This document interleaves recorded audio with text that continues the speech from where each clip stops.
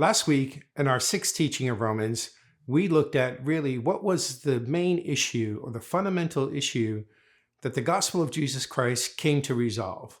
And that was a powerful perspective, probably one that you may not have thought of in that way, regardless of how long you were saved. This week, we kind of look at what is the implication of that main issue when we look at the corruption that happened in mankind.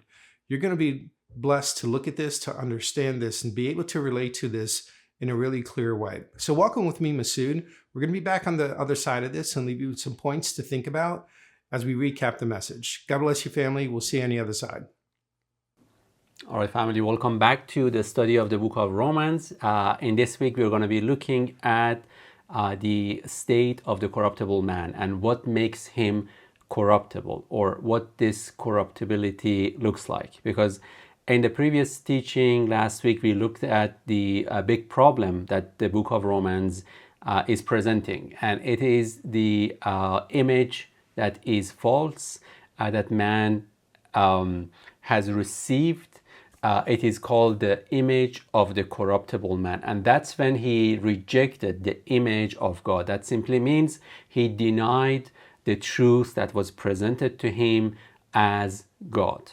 So when he rejected that, suddenly he was left with something else, and we're going to see what that something else was formed in him, what that image that we call corruptible man actually was formed in him. I think this is going to bless you, and this is going to show you a lot of what happens internally in each of us by accepting the truth or by denying it, and therefore accepting a lie. So I'm going to go to chapter 1 and verse 21. All right, so verse 21 says, "Because although they knew God, they did not glorify him as God, nor were thankful, but became futile in their hearts, in their thoughts, and their foolish hearts were darkened. Professing to be wise, they became fools and changed the glory of the incorruptible God into an image made like corruptible man, and birds and four-footed animals and creeping things." So you're beginning to see that God, through Paul, is showing us the stages or steps that man was going through when he stopped looking at God. So we are presented by what was internally happening inside of man. We looked at these verses before in the last week's message. I'm going to come back again to them because we want to see all the steps. But I'm going to read the next few verses so we see the context, and then when I'm drawing something on the screen, it's going to make more sense to you. Verse 24 says, "Therefore God gave them up to uncleanness in the lust of their hearts, to dishonor their bodies among themselves, who exchanged the truth of God for the lie, and worship and serve the creature rather than the Creator, who is blessed forever. For this reason God gave them up to vile passions. For even their women exchanged the natural use of what is against nature. Likewise also men, leaving the natural use of the women, burned in their lust for one another, man with man committing what is shameful, and receiving in themselves the penalty of their error which was due. And even as they did not like to retain God in their knowledge, God gave them over to a debased mind to do those things which are not fitting, being filled with all unrighteousness." So from verse 29 to 32, which is end of chapter 1, I'm going to read things and terms that are known by man as the acts of sin. And people see them as the beginning of the issue, but in God's order and reasoning and logic, these are the very last steps of the problem. So man looks at, or even the church looks at these acts of sin as the issue, as if God is concerned about them, while to God these are fruits. But the real seed is something else. What actually is the issue? That as long as that seed remains in the field of man's being, in the earthly man, as long as that seed remains, these fruits are going to manifest, no matter what you do. So let me just read a few of them. Verse 29, being filled with all unrighteousness, sexual immorality, wickedness, and covetousness, maliciousness, full of envy, murder, strife, deceit, evil-mindedness. They are whisperers, backbiters, haters of God, violent, proud, boasters, inventors of evil things, disobedient to parents, undiscerning, untrustworthy, unloving, unforgiving, unmerciful, who, knowing the righteous judgment of God, that those who practice such things are deserving of death, not only do the same, but also approve of those who practice them. So I read a list of, again, what is called acts of sin. And I said, this is the very last step. These are the result of what was happening inside of man. So now I'm going to go back to where I started and show you the issue. So the issue, the beginning of the issue was verse 21. Although they knew God, they did not glorify him as God, nor were thankful. This is the issue. I said in the last teaching, the issue was not man. The issue was not man looking at himself. The issue was that man did not look at God. The issue is that man did not have a great look at God. The issue is that man didn't gaze at God. The issue is that man stopped looking at God. The issue that is that suddenly, because of that, man started looking at himself. Okay, that's the issue.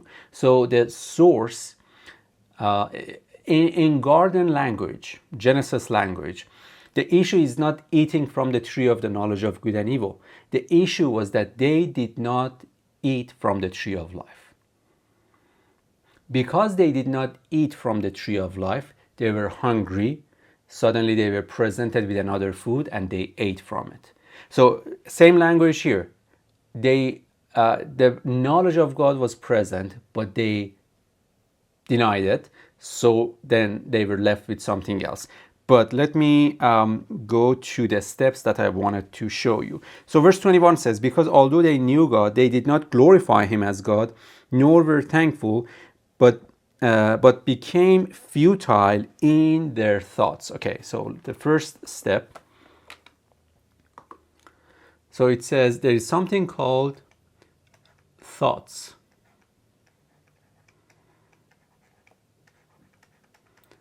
Now, if you look at the concordance, this is not actually thoughts. This should be reasoning. In some places, it is translated as inward reasoning. Okay, so it says the very first thing that happened was a reasoning, and it says that they. Let me just find the verse. They became futile in their reasoning. So this inward reasoning became futile. This simply means vain, means empty. You have the word vanity from here. Okay, you know Solomon. He was in Ecclesiastes, I think chapter 1, the first couple of verses, he mentions the word vanity 5 times. So he recognized that without God, it's all vain. There is no real satisfaction there. No matter what wisdom you gain, no matter what knowledge you gain, no matter what wealth you gain, it's all vanity, because the true feeling, the true being filled is with God. That's why Paul prays in Ephesians chapter 3 that we may be filled with the fullness of God. Now you see how these things begin to open up one after the other. So anyways, so it says the first issue was that their inward reasoning became futile. Reasoning is not bad, but when you do the reasoning after or being accompanied by rejecting the knowledge of God, that's when it becomes futile, it becomes vain. Now, in the story of Adam and Eve, we know what happened. There was a reasoning. Let me just read that reasoning in case you didn't recognize that I was pointing to that. Chapter 3. So God had made himself known in the form of the tree of life, and then he said, don't eat from the tree of knowledge of good and evil. But let me just go to chapter 3, verse 1. It says, now the serpent was more cunning than any beast of the field which the Lord God had made. And he said to the woman, has God indeed said, you shall not eat of every tree of the garden? You see the beginning of the formation of that which we called inward reasoning. Okay, that which became futile. That's which was one of the steps of this corruption that I said entered the world, or the corruptible image that man became. So there is a question. That question, well, when God says something, when God presents the truth, there is no question. There is only acceptance. There is only believing. That's what we've been talking about over the past 2 weeks. So there is no place for question. When the question comes, a reasoning is forming, and reasoning is against that which you have already heard. And again, back to the last teaching, it creates doubt. Okay, so verse 2, and the woman said to the serpent, we may eat of the fruit of the tree of the garden, but of the fruit of the tree which is in the midst of the garden of God, in the midst of the garden, God has said, you shall not eat of it, nor you shall touch it, lest you die. So see, there is a second saying. There was a question, and there is an answer. There is a reasoning going back and forth. Verse 4, then the serpent said to the woman, you will not surely die. So see, reasoning is coming to its completion. Verse 5, for God knows that in the day that you eat of it, your eyes will be open, and you will be like God, knowing good and evil.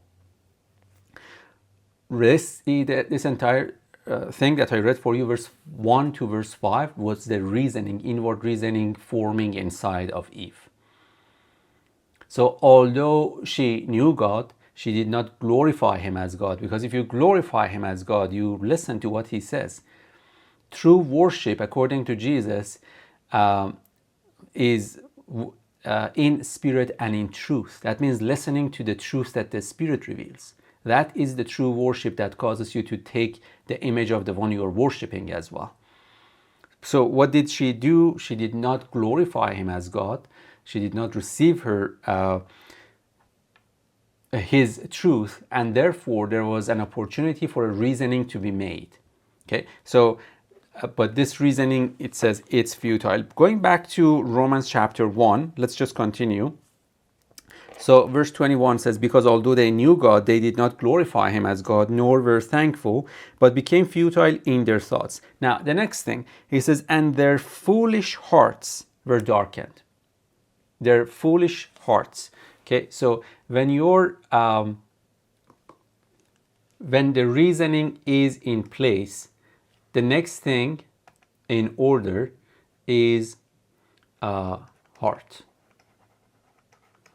Okay, it says this heart was darkened. But then there's an adjective before heart. So it says their foolish hearts. Their heart was foolish. Now, the word foolish is not correct. There is another word for foolish. The word foolish is mentioned actually in verse 22, the next verse. But this one, it simply means without understanding. without understanding. Okay, their heart that was without understanding was darkened. So it says, step one, there was an issue, this one, with their reasoning that caused their heart to be changed as well. So it was without understanding, but now that without understanding was filled with something else. It was darkened with a lie. So previously it was neutral. It's like a place that there is nothing, no good, no bad, no good, no evil. Okay, because when man was made, he was not made with the perfection that we know in Jesus Christ. He was not made a spiritual man. He was made a soulish man. We know that. God breathed in the dust and he became a living soul, not a spiritual being. Even as 1 Corinthians chapter 15 tells us, it was first the natural, the soulish, then the spiritual. And it says, just as we have taken the image of the natural, the soulish, the earthly, which was Adam, now we are partaking of the image of the heavenly, which is Christ. So Adam was made innocent, without any knowledge, without basically all of that. And he was to be fed by God through the tree of life. And he was to be nourished by that tree of life, which is the knowledge of God. And then that would cause him to mature. So out of innocence into maturity, out of childhood into sonship, out of being in part to becoming perfect. Okay, now he says, because they're allowed something else to enter, which was called inward reasoning into their heart. Serpent entered the garden. Because of that, their heart that was already without understanding now received that which is called darkness, which is lies. Okay, Jesus came, said, we covered this I think 2 sessions ago, that Jesus said, I am the light of the world. And as long as the light is with you, believe the light so that you could be the children of light. So that means before that, you were in darkness. And before Jesus came as the truth, we were in lies. So lies, the state of darkness, the state of not knowing who you are. That's what we're talking about. So it says their heart suddenly was darkened. But where did it start? With reasoning. What did that reasoning do to them? It affected their hearts. Okay, sounds familiar. Like you see, whenever a truth is presented, what happens? Reasoning rises against it. So reasoning affects the heart, but that's not the end of it. Let me just continue to read. It says, verse 22, professing to be wise, they became fools. Now, this is, the word fools here is correct. That means foolish. And I explained this as those who, not that those who are without understanding, those who reject understanding. Because the one that doesn't have understanding is not a fool. Fool is the one who says, I don't want it. Okay, so that's what happened. But I'm talking about faculty of man. So we're not talking about foolishness here. We're talking about hearts. And one more thing that we're going to be looking at. So it says in this state that this inward reasoning, let me just again show you this. This inward reasoning was working in them. Suddenly their heart became darkened. All right.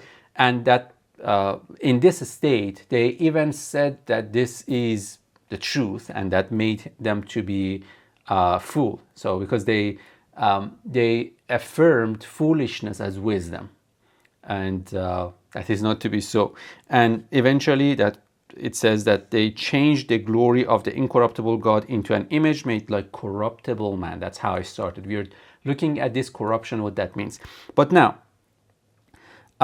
verse 24, it says, therefore, because this happened, God also gave them up to uncleanness. Now here I need to make a point, because some people take these scriptures and don't understand what actually the word giving up means.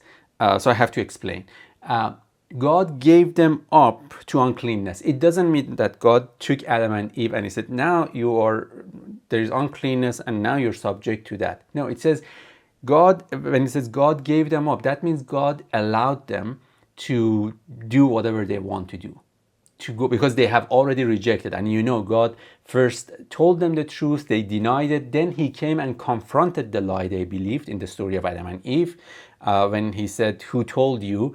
And he was looking for repentance, he was looking for a change, he was looking for them not to profess to be wise.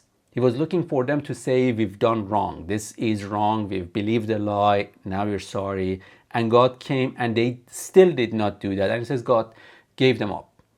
It's not that he punished them, it's that he said, you want to have what you're insisting, okay, go ahead and let's see what it's gonna do for you. Let's see if you're gonna find rest. Let's see if this is going to give you life. Let's see if you're going to be satisfied. Let's see if you're going to be filled. Because all those things, I know you're not going to find them in anywhere else. You're alienating your mind from me. You're alienating yourself from me. You're separating yourself from me. If you want to do so, then go ahead. But let's see if it helps you. So that's what it means. He gave them up to uncleanness. In fact, then he gives us the meaning. He says, in the lust of their hearts. So he said, lust means desire. So your heart now desires, let's go after it. So he didn't stop them. He didn't put a cage around them. He just allowed, because that's what the law does. Grace doesn't do that. Grace doesn't force you to do certain things. Grace imparts understanding in you so you don't do. You reject the desire of your heart.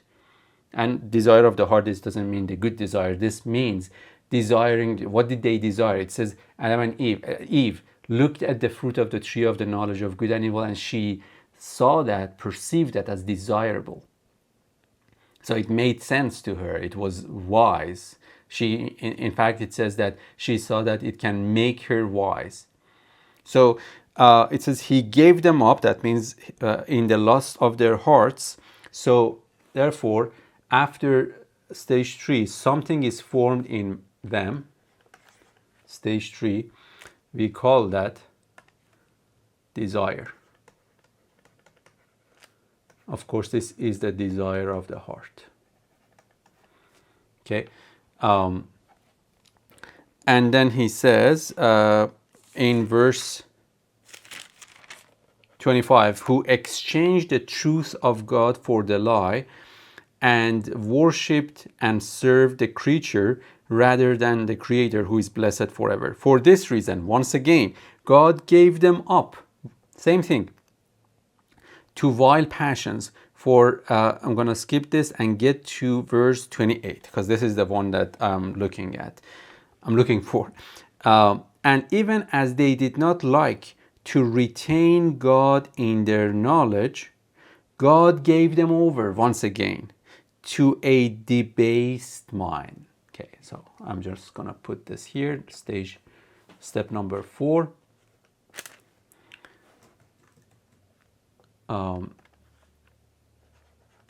After that, we have something called a mind described as debased. We're going to see what that means.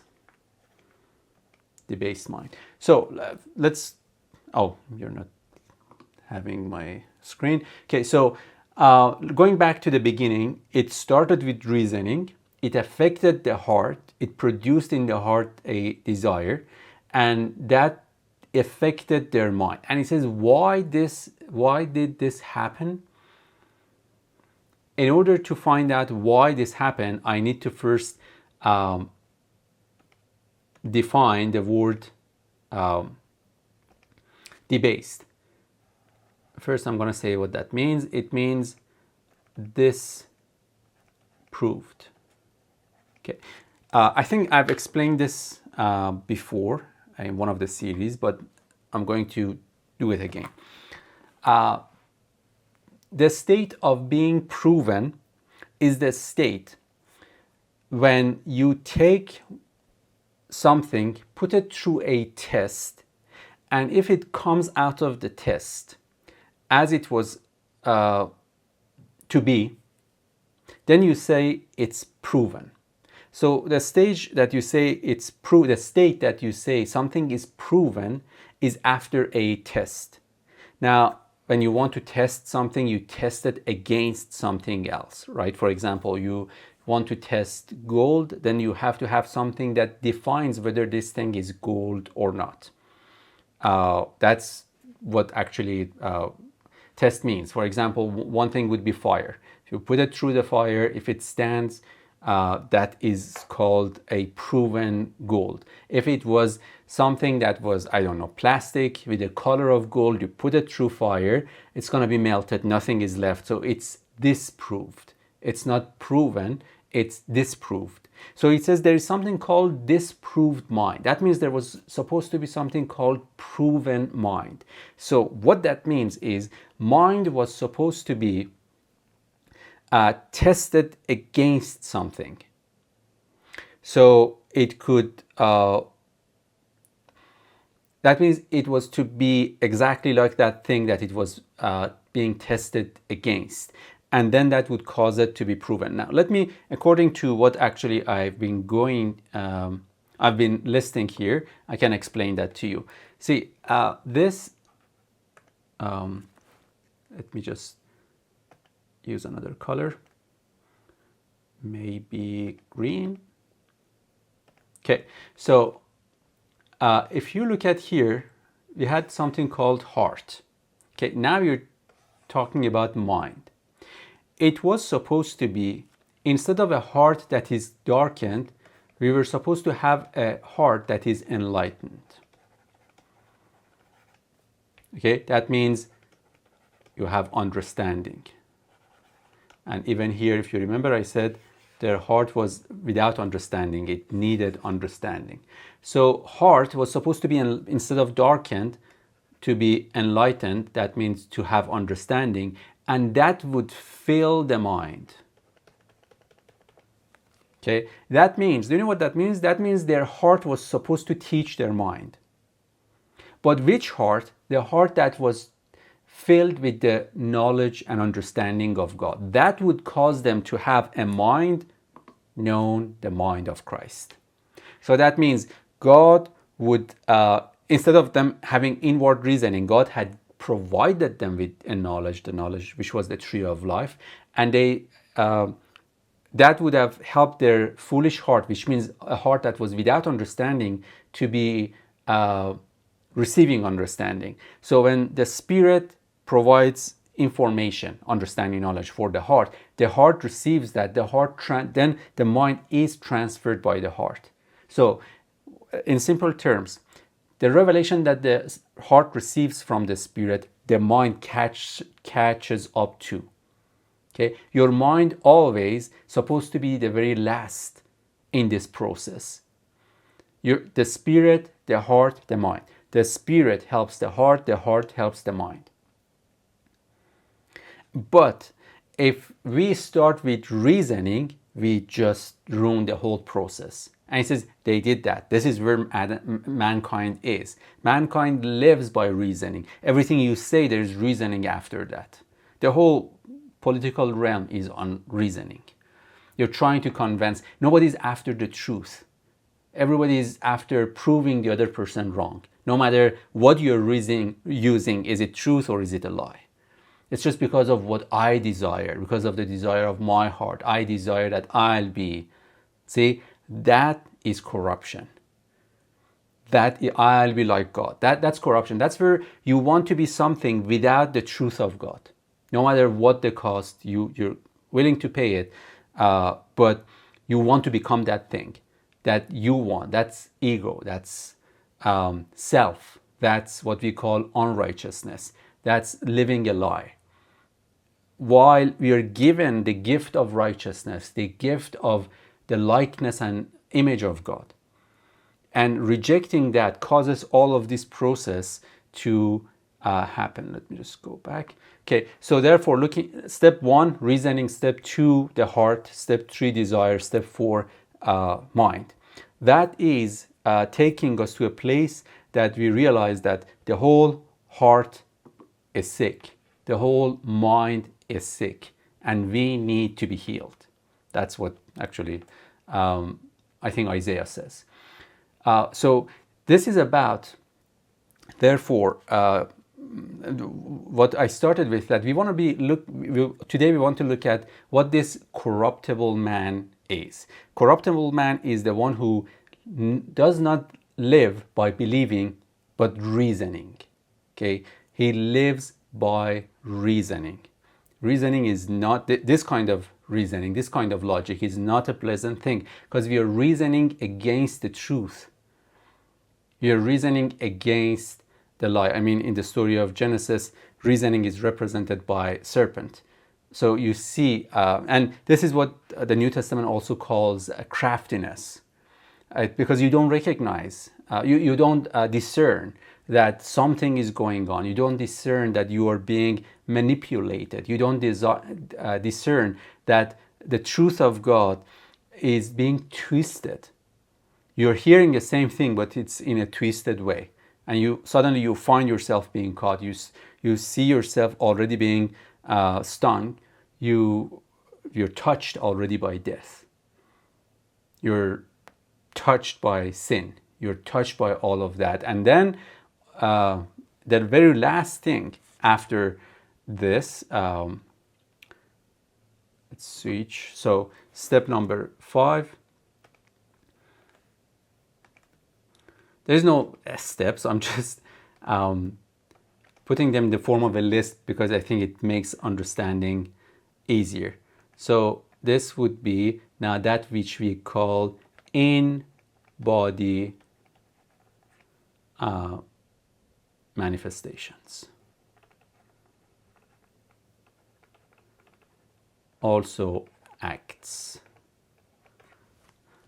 All right, so this is where things manifest. So you see, it starts before something happens externally. Long before that, it has been happening internally. That's why Jesus said that murder, strife, all those things, they originate from the heart. Out of the abundance of the heart, it's all about that. Whatever we are filled with would manifest itself externally as well. So this is the stage of corruptible man. Therefore, God has to fix this thing. God has to fix our reasoning. God has to fix our heart. He has to fix our desires. He has to fix our mind. And then that would fix other stuff. But usually, unfortunately, we focus on the very last step. It's not like that. Okay, so that's why, we want to have, we want to see what the scripture really says about the real issue that has been with us. So now we know, therefore, that there was something about the exchange of this image, and that the exchange of the image, which was the image of God with the image of man, caused us to begin to operate in a certain way, that both the heart and the mind were influenced by the reasoning. So reasoning made the heart to have the wrong knowledge, and that trained our mind to have also different, the wrong basis for decisions, for judgments, for even the words that it sends to our mouth, and all of that. So that stage needs to be fixed. All right, so we looked at the issue, and we looked at what that issue has done. I think that's kind of all that we wanted to look at in chapter 1, but I hope starting next week we're going to be looking at the very next issue that is in man because of this, which is judgment, and what that means. Okay, until then, bless you. I hope you have fruitful conversations. All right, family, welcome back. And what a powerful teaching here. Don't forget, this kind of comes on the heels of last week's teaching, where we looked at the fundamental issue that the gospel of Jesus Christ really came to resolve. And we see this unresolved issue in the form of the corruptible man, which we looked at this week. So let's take a look at some key points for us to take away. It's really important for us to understand about this message. The first point is this, is that the fall of man began with inward reasoning. So we saw this in Romans 1 and in Genesis. And even though they knew God, Adam and Eve were seduced by a different knowledge. Think about this. They had to reason in their minds. They had to decide what to do with that other knowledge that the serpent provided them. And they reasoned that God must have been a God who kept something from them. And in doing so, what they did is they created an image of an alternate God. And then what they did is they dug their heels in and never repented, but became foolish, professing to be wise in what they had received. So here, the fall of man begins with inward reasoning as opposed to believing. The second point is this, is that inward reasoning leads to a heart without understanding, which is a darkened heart. You know, what's funny about this in verse 21 of the first chapter of Romans is it says foolish hearts in this verse. But if you look at the definition, that term foolish hearts actually means stupid, or to be said more nicely, you can say, you know, without understanding. But to be without understanding is to be unintelligent or to be stupid. So living from the tree of life is to simply believe. That's what it means to live from the tree of life. You see, when you question, you introduce your own inward reasoning that we just talked about, instead of simply living from the truth. The more you entertain your own human logic, the less intelligent your heart becomes, and the more it moves into a darkened state. Remember 2 weeks ago, we talked about only believe or believe only. So don't mix your inward reasoning, affirming your view of what is right and wrong, but rather only believe in the goodness of God. So here, inward reasoning leads to a heart without understanding. Let's look at the third point, important for us to understand here, and that is grace doesn't force you. Grace gives you understanding so you can direct your life. So we got to Romans 1:24, and it said, God gave them up to uncleanliness in the desires of their heart. We saw where the fall of man began with Adam and Eve's internal reasoning. That's kind of where we started. With their internal reasoning, their unintelligent hearts were darkened. They affirmed their logic and they derived their own knowledge. And then you get to verse 24, where it says that God gave them up to their own uncleanliness in the desires of their hearts. And so what's important to note here is this isn't God throwing them into uncleanliness. This is God allowing them to live according to the foolishness of their minds and the lust of their darkened hearts, which means their desires. Remember, we said that foolishness is rejecting understanding. So grace gives understanding so you can direct your life. However, it doesn't impose truth on you. All right, family, and our fourth and our final point is this, is that a corruptible man is one who doesn't live by believing, but who lives by reasoning. This is so powerful. If you think about this, if you meditate on this, if you really just kind of sit here and let this truth come into you. I'm going to show you two pictures here. The first one is what it looks like to be a corruptible man. And so this is the pattern that we saw in Romans chapter 1. It begins by living from internal reasoning. That's what a corruptible man means. And so what happens is the fabric of mankind, as he was designed to be, starts to break apart, and he starts to become different than what he was designed to be. And with internal reasoning led to a darkened heart, which then led to the desires of the flesh, which then developed an unproven mind. That means that the knowledge that they are basing their lives on for a corruptible man is unproven. It's untested.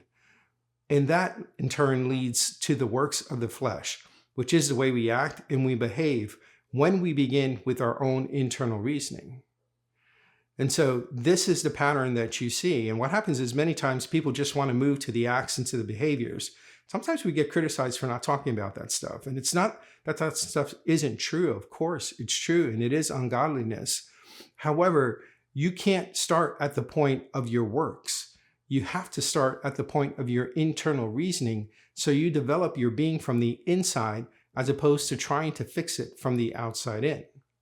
And so this is what a corruptible man looks like. In turn, I'm going to show you I'm going to show you incorruptible man. I'm also going to show you, if I'm going to show you a corruptible man, I'm also going to show you an incorruptible man. And that is this. And that is when we live by believing, that's where it starts. So we trust the goodness of God. We trust the character of God. We trust who he is because we see it in the person of Jesus Christ. That's what we look to. He is the light of this world. He's the one that reveals the Father to us. And so it begins with believing, which then develops an enlightened heart, which then produces godly desires, which then gives us a full mind, a mind that has been complete. And so this is the difference of the starting point. With the corruptible man, you start with the mind. You start with knowledge. You start with internal reasoning. With an incorruptible man, you in turn start with believing and not with your own reasoning. And you can see this pattern deeply embedded in the book of Genesis and deeply embedded throughout the New Testament as well. We just don't have time to pull up all those references. But here, the incorruptible man starts with believing, leads to an enlightened heart, which then produces godly desires, which then develops a full mind, which then produces the fruit of the Spirit, which is the way we act and the way that we behave. All right, family, I hope this comparison helps you in understanding what a corruptible man looks like. And it all comes from developing an internal reason that develops an image of a Father or God who is different than what he truly is. God bless you, family. We're going to be back next week and continue on this book of Romans. We just 7 weeks to complete the first chapter. And what a blessing it has been. We hope this understanding of what a corruptible man has been helpful to you. You can't attempt to transform your behavior without transforming your mind and living by believing. And so here, God bless you, family. We'll see you next week as we move on to our 8th teaching on the book of Romans. Have a great week.